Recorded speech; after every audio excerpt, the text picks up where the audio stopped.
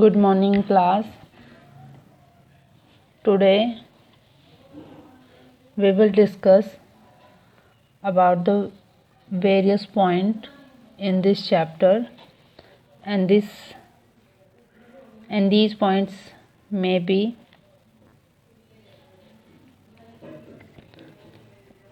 discovery and history of cell,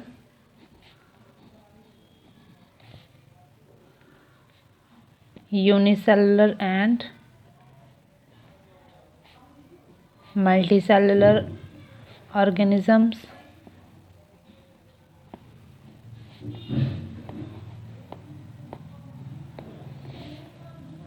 third is prokaryotic and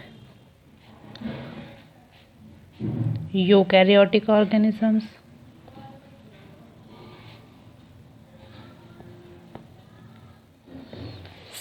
fourth point is structure of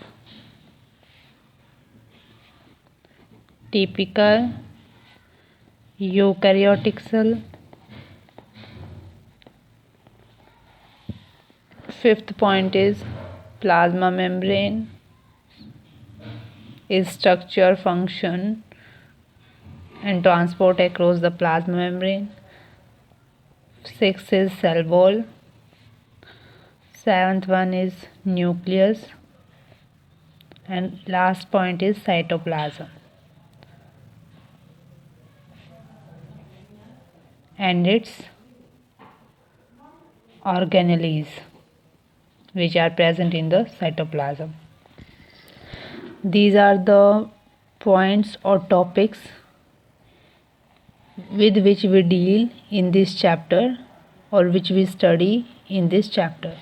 Now we will discuss our first point, discovery and history of cell in detail.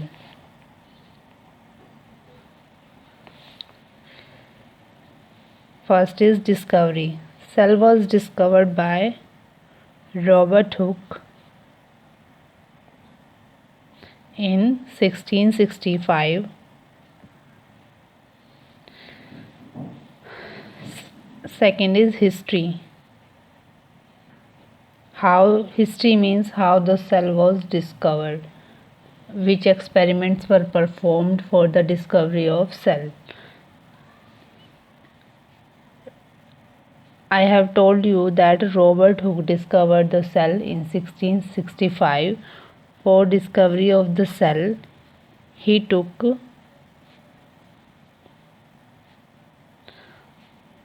a thin slice of cork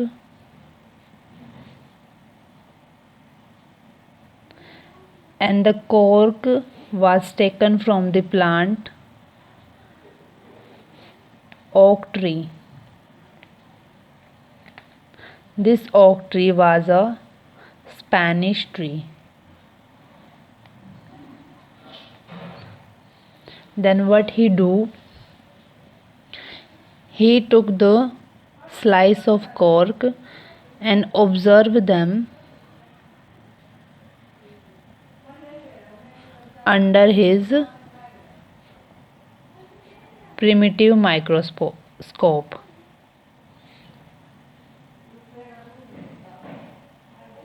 Which he designed itself. After the observation of slices of cork under microscope, he observed that the cork slides look like honeycomb structure.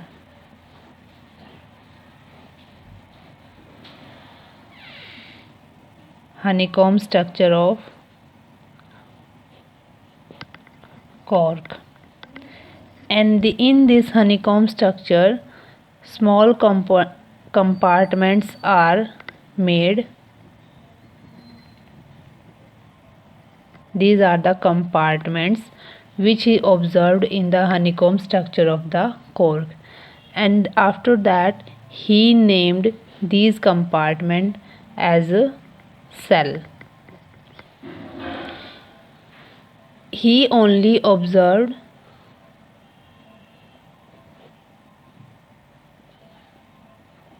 the dead cells of plant, not the living cell. Only he observed the dead cell of the plant. After that, another scientist, Anton von Leeuwenhoek,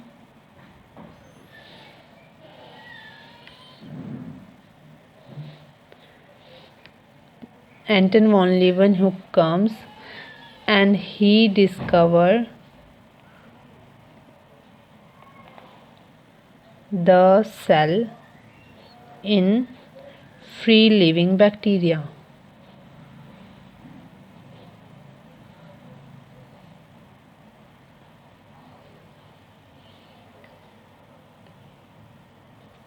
Now let us study about the other components of the cell which were discovered by the other scientists. Next is, in 1831, a Scotch botanist, Robert Brown, from 1773 to 1855 discovered the nucleus. Robert brown ने किसकी discovery की थी? Nucleus की discovery की थी in an orchid root cell. Orchid root cell में nucleus की discovery की थी. और क्या ऑब्जर्व किया था उसने? ये ऑब्जर्व किया था कि सेल के सराउंड एक मेम्ब्रेन होती है. For example, this is the cell and on the outside of the cell a membrane was present and this membrane was termed as cell membrane. Next, a French zoologist, Dujardin, discovered in 1835 a semi-fluid living material in certain protozoans. French zoologist Dujardin ने क्या discovery की थी?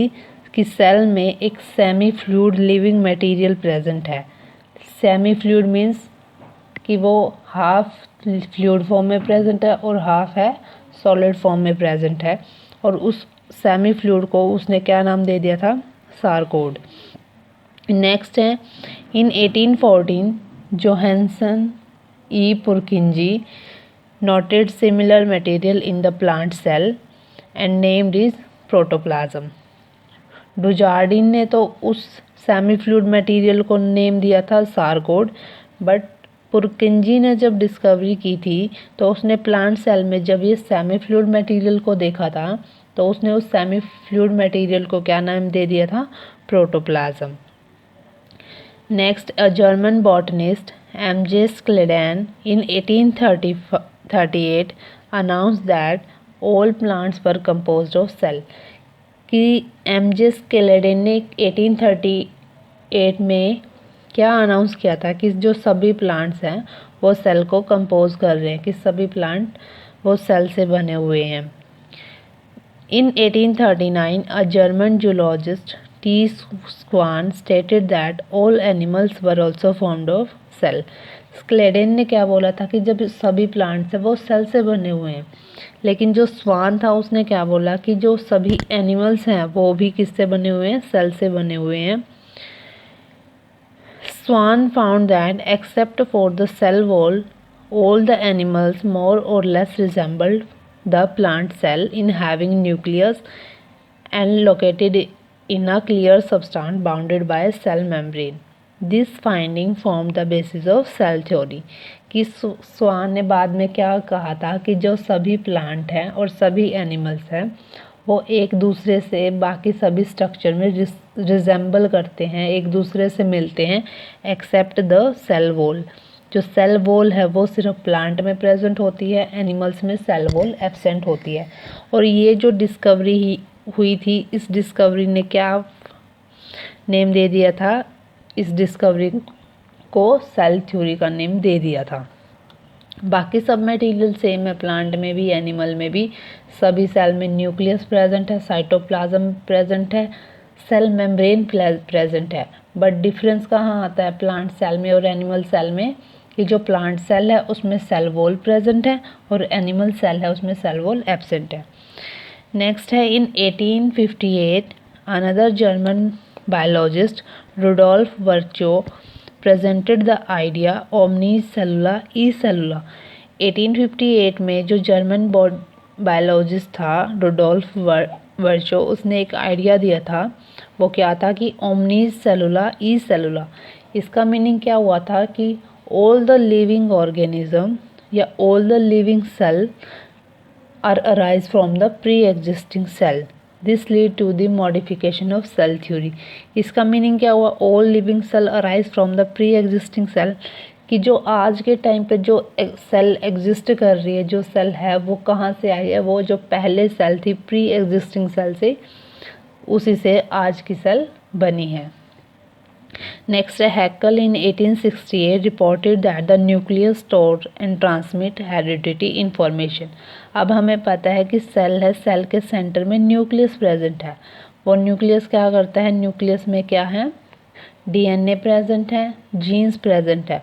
वो DNA वो jeans क्या है? Heredity information को carry करते हैं, जो पेरेंट्स से ऑफस्प्रिंग तक जाती है। One generation to another generation वो इंफॉर्मेशन कैरी की जाती है।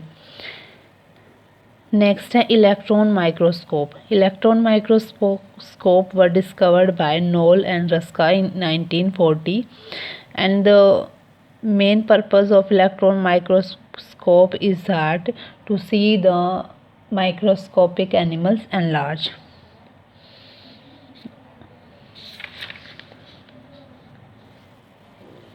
नेक्स्ट टॉपिक आता है आपका इंस्ट्रूमेंट फॉर स्टडिंग सेल्स, कि सेल को स्टडी करने के लिए, सेल को ऑब्जर्व करने के लिए कौन से इंस्ट्रूमेंट की ज़रूरत पड़ती है और इंस्ट्रूमेंट को क्या बोलते हैं।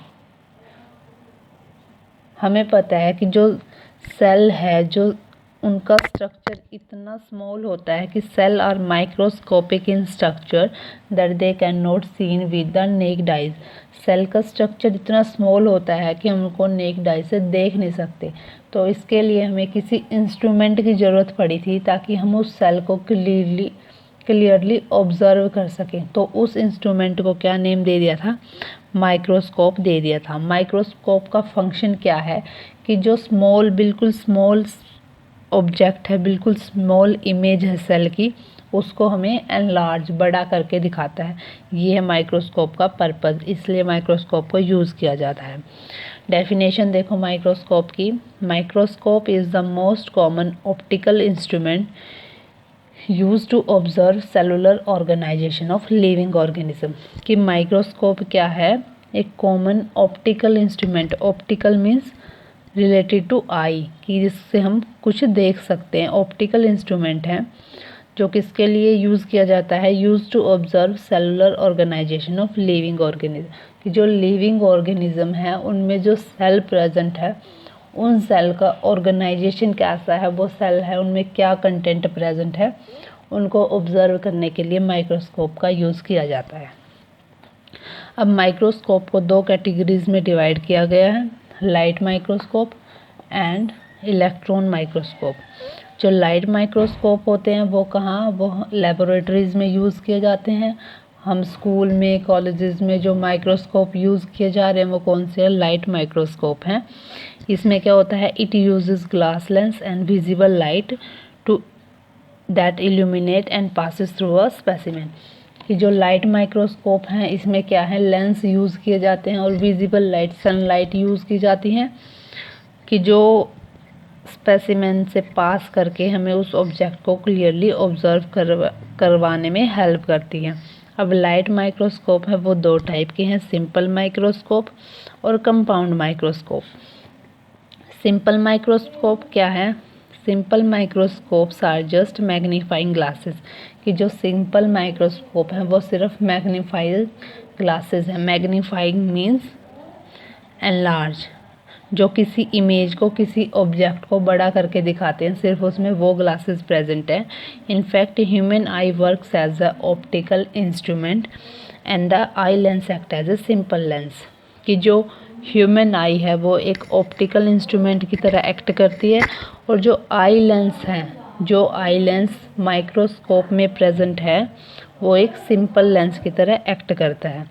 ठीक है, तो रिजॉल्विंग पावर कितनी, ह्यूमन आई की रिजॉल्विंग पावर है 0.1 mm की। जो 0.1 mm साइज़ का ऑब्जेक्ट होगा, सिर्फ उस साइज़ तक के ऑब्जेक्ट को ही ह्यूमन आई देख सकती है।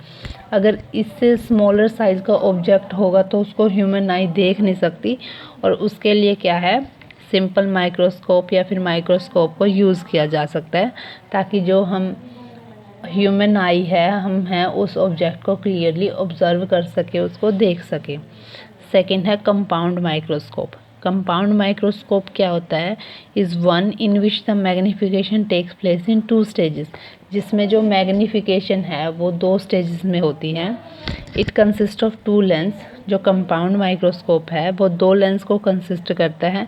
The first lens is the objective which produce the primary magnified image.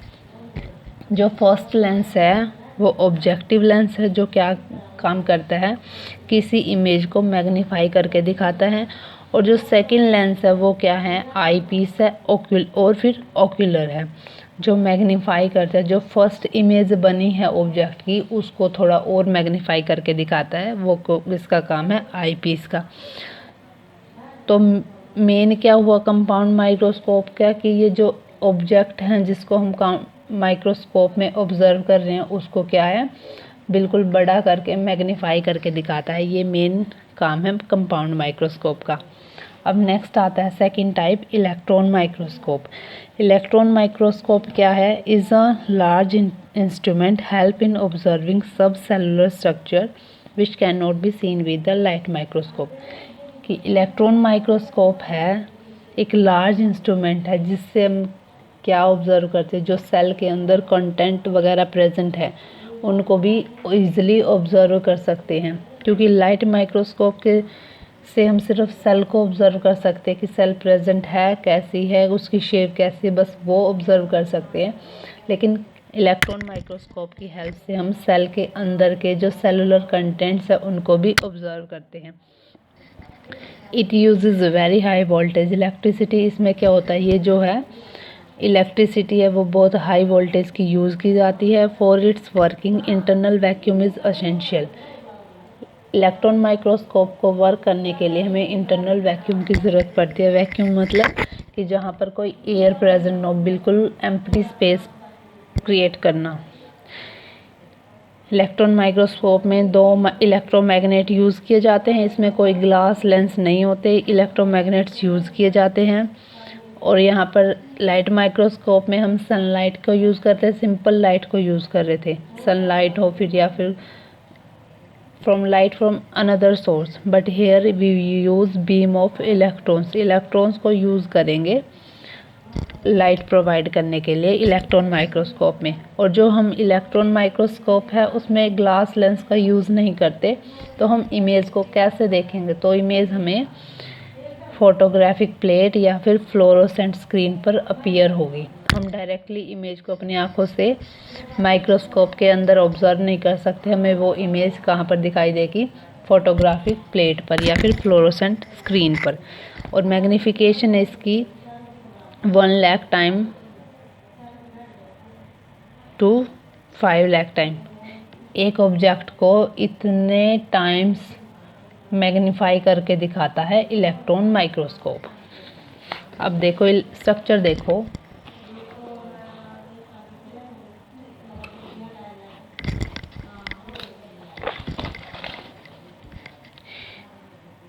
ये है हमारा लाइट माइक्रोस्कोप। लाइट माइक्रोस्कोप में बताया था मैंने कि 2 आते हैं, सिंपल माइक्रोस्कोप और कंपाउंड माइक्रोस्कोप।